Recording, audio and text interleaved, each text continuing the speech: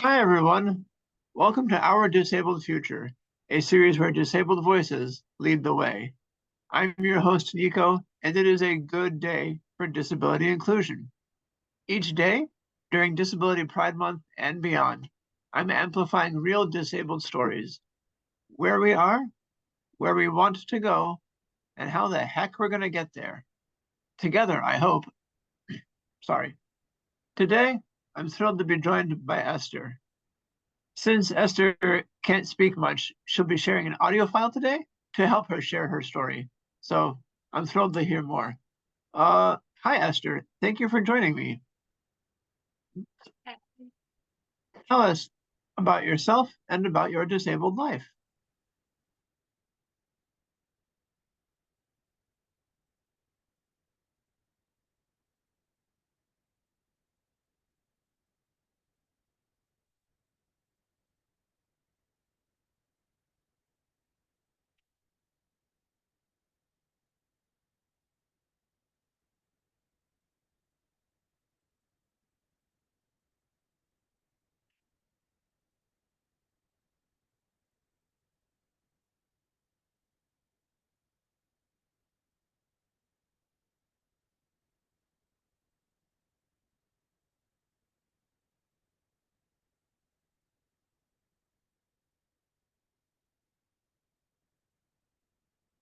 Question 1.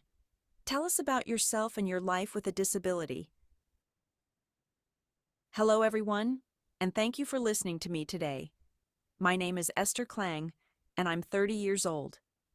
For 19 of those years, I've been living life with quadriplegia and a speech disability, stemming from complications after a brainstem tumor removal surgery when I was 10. While my shallow breathing, tracheostomy, and vocal cord paralysis make verbal communication a challenge, they've also sharpened my understanding and focus on the importance of communication access for everyone. For a long time, I struggled with depression and a profound sense of detachment, even experiencing a heartbreaking period where I lost all independent access to technology, which solidified my understanding of communication deprivation. You can read more about that critical experience on my blog. However, everything changed in November 2021. Discovering Fable's call for assistive technology testers was a pivotal moment that ignited my passion for the field.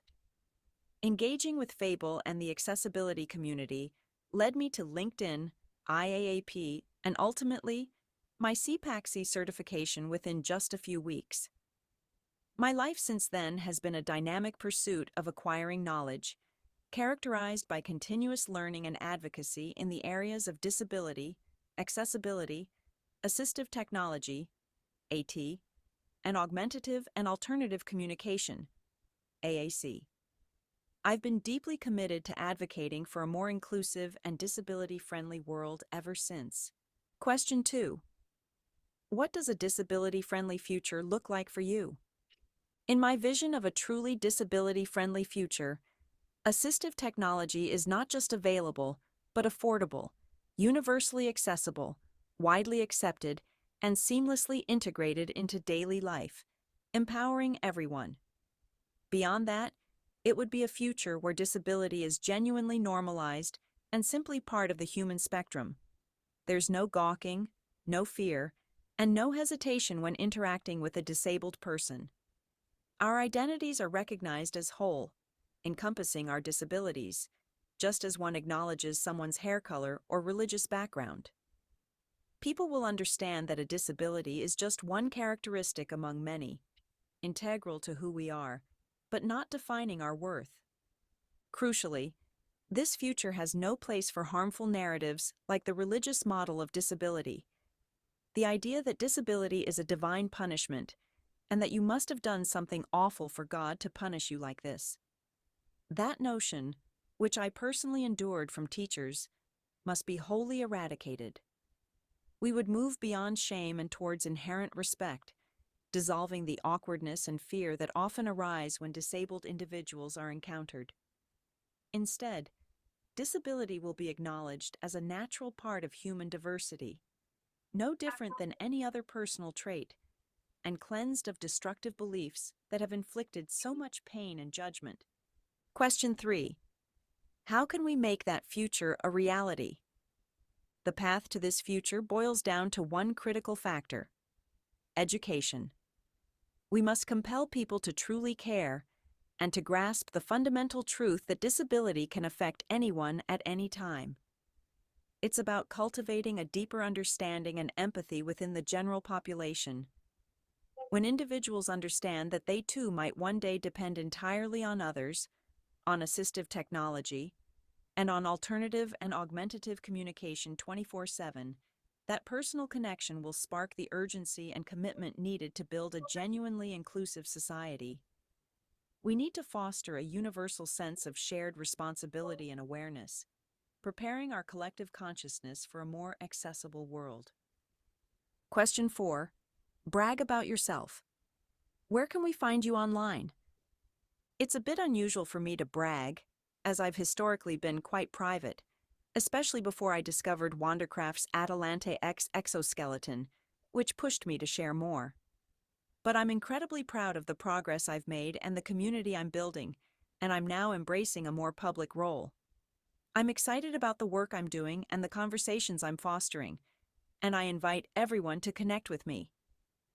My website, Esther's Walking Journey, is a central hub for my story and advocacy work, serving as a cornerstone of my online presence. I'd be thrilled for you to explore my online presence and connect with me across various platforms. You can find me on LinkedIn, YouTube, Facebook, Instagram, and X. A recent highlight for me was being honored to be published in a series by Nathan Chung, which I encourage you to check out. I truly value connection and engagement, and I look forward to connecting with you online. Please don't hesitate to reach out.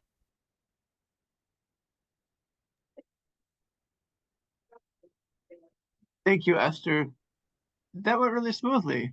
I appreciate it. And I really appreciate everything you're doing with accessibility and especially your CPAC certification. I've been following your work on LinkedIn. It's always great to see what you're doing. Thanks again. I'll definitely put those links that you mentioned in our video description when I post this. All right, folks, tune in next time. Remember, this is our disabled future, and we're building it one day at a time together. Wherever you go, whatever you do, I'm rooting for you, and I can't wait to see what you do next. Bye.